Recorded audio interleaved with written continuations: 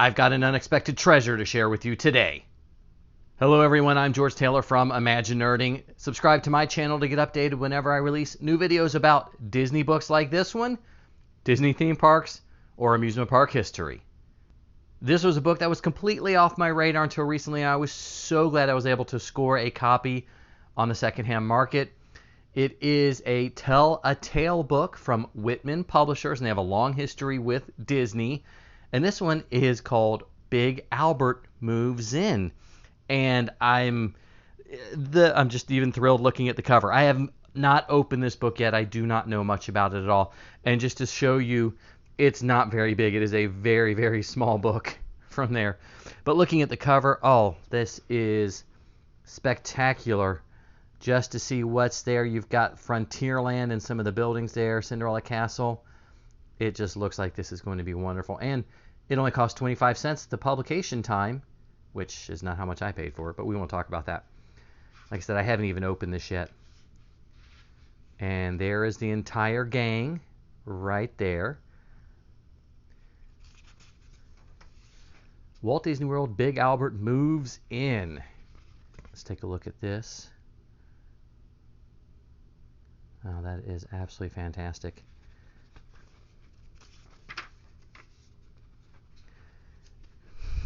Okay.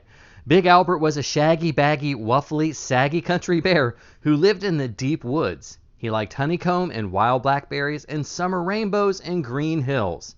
But most of all, he liked to sit in the sun and play his guitar and sing. And you can see the other members of the Country Bear Band moving sticks and logs. Take care, Big Albert, warned the other bears. Winter is coming. But Big Albert, who was a careless bear, paid no attention. He warbled on in his gruffly way while the green hills turned to gold and the leaves fell. Until one day, a snowflake plinked down onto Big Albert's nose. "Oh my," he said, "winter has come." But Big Albert scrambled then. He had to find a nice cozy den, and quickly. But he was too late. All the nice cozy dens were taken.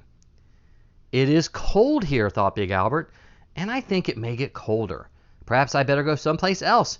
Perhaps I better go south, like the birds."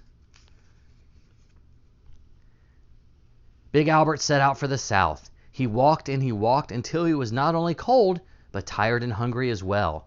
Bears get very hungry when they do not take care to bring along a bit of honeycomb or a few blackberries. After a long, long while, Big Albert saw a town.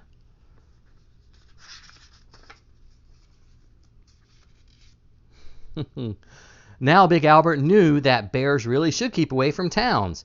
But he was a careless bear. He was also tired and hungry. "I will sing for my supper," thought Big Albert, and he marched into the town playing his guitar and singing loudly. Make sure I didn't miss a page. No. That's really, really cute to have a little town square there. "Look at the funny man in the bear suit," cried the people, and some of them threw money to Big Albert. "Now I will eat," chuckled Big Albert. He picked up the money and ran to the market.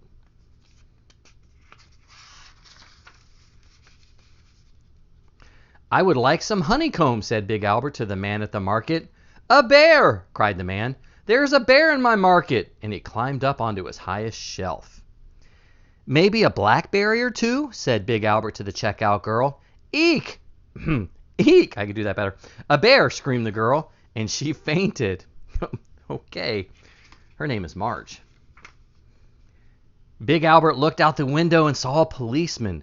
"Watch out!" shouted the policeman. "There's a wild bear inside the market." Big Albert was not really wild. He was only tired and hungry and very frightened. He ran out of the market, jumped into a truck that was standing beside the curb, and hid. The truck drove away, and Big Albert curled up in the back and went to sleep. He slept for a long time, and when he woke up, he wasn't cold anymore. He put his nose out of the truck and peered around. Big Albert was in a beautiful place, filled with pretty shops and balloons and popcorn wagons and ice cream stands. That's as good as any representation of Walt Disney World I've ever seen. Big Albert walked down a street and no one seemed to notice that he was a bear. No one shouted or screamed or called for the police. Now, why does she look like she's going to school? Anyway, soon he came to a little theater and he heard wonderful plinking, plonking, twanging, tootling, gurgling music. Big Albert opened the door and went in. Bear Band Theater. Jack's Cafe. Grizzly Hall, 1878. So Big Albert did just that. And anyone who visits Disney World in Florida today will find him there. And he doesn't even have to worry about the cold winter coming anymore, which is just as well. After all, Big Albert always was a careless bear.